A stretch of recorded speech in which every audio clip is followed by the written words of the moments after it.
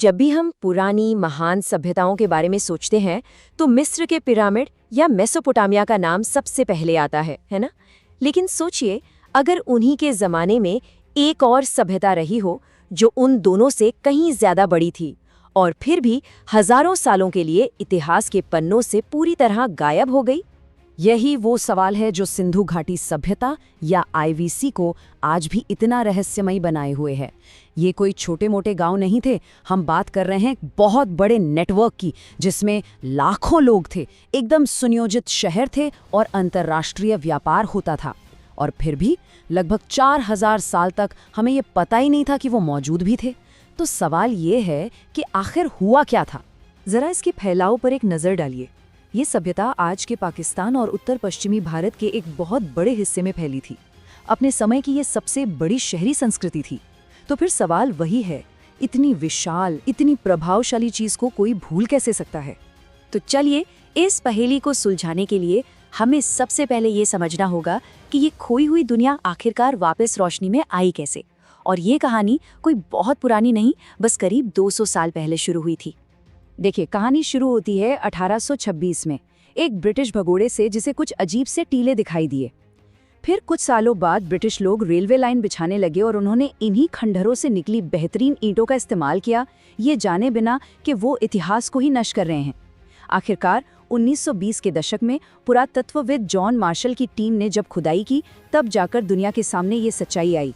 और कमाल की बात तो ये है कि आज भी हम उनकी लिखाई को समझ नहीं पाए हैं, जिससे ये रहस्य और भी गहरा हो जाता है।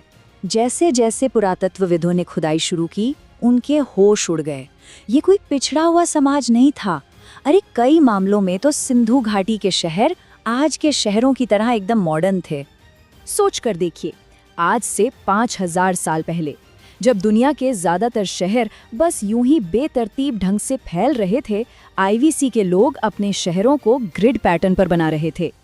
चौड़ी सीधी सड़कें जो एक दूसरे को बिल्कुल 90 डिग्री के कोण पर काटती थीं।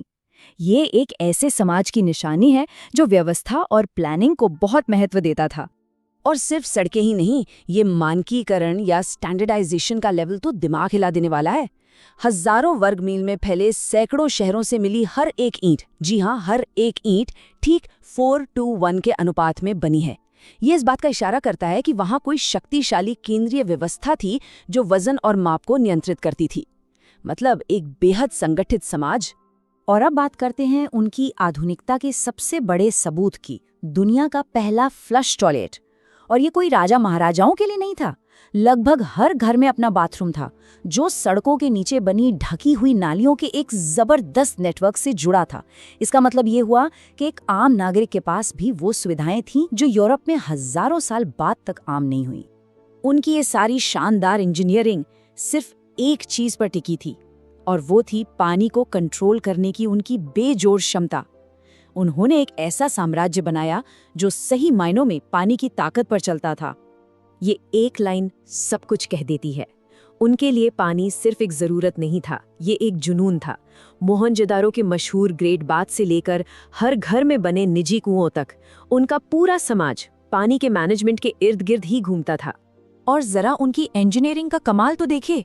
एक तरफ धौलावीरा, जो एक सूखा इलाका था, वहां उन्होंने बारिश की हर बूंद को बचाने के लिए बड़े बड़े जलाशयों का एक सिस्टम बना दिया। और दूसरी तरफ लोथल में उन्होंने दुनिया की सबसे पुरानी गोदी या डॉकयार्ड बनाई, जिसमें जहाजों के आने जाने के लिए एक जटिल लॉक गेट सिस्टम भी था। और ऐसा नहीं था कि वे हर जगह एक ही तरीका अपनाते थे, नहीं, वे बहुत समझदार थे।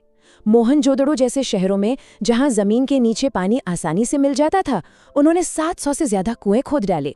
और धौलावीरा जैसे सूखी जगहों पर उन्होंने बारिश का पानी इकट्ठा करने पर ध्यान दिया।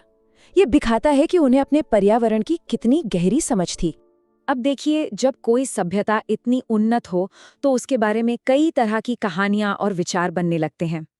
लेकिन हाल की खोजें सिंधु घाटी से जुड़े कुछ सबसे बड़े मिथकों को तोड़ रही हैं और हमें एक ज्यादा असली तस्वीर दिखा रही हैं। सबसे बड़ा मिथक ये था कि सिंधु घाटी सभ्यता एक शांतिपूर्ण, बराबरी वाली जगह थी।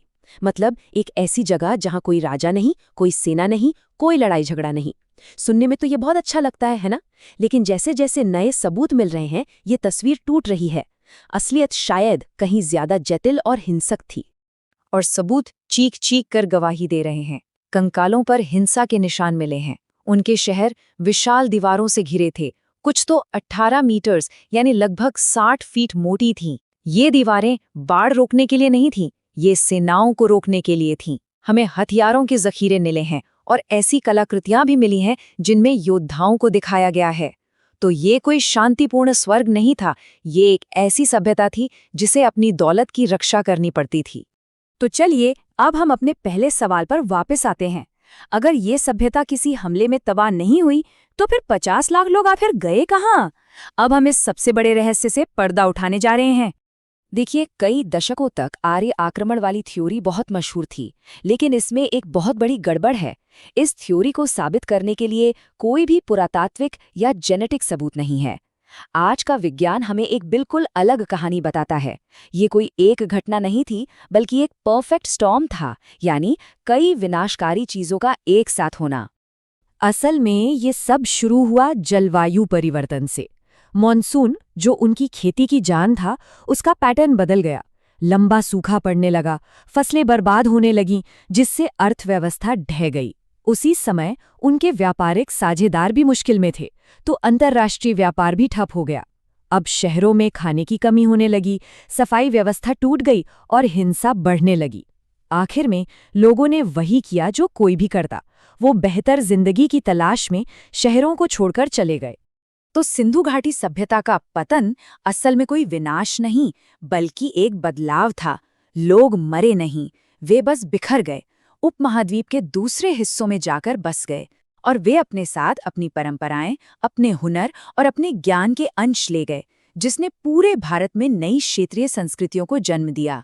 उनकी विरासत खत्म नहीं हुई, बस उसका रूप बदल गया और वो दूसरी संस्कृतियों में समा गई। सिंधु घाटी की कहानी हमें एक बहुत बड़ी बात सिखाती है कि इतिहास का कितना बड़ा हिस्सा भी वक्त की धूल में खो सकता है, और ये सोचने पर मजबूर करता है कि हमारे पैरों के नीचे न जाने और कौन सी कहानियां, कौन सी खोई हुई दुनियाएं दबी हैं जो बस खोजे जाने का इंतजार कर रही हैं।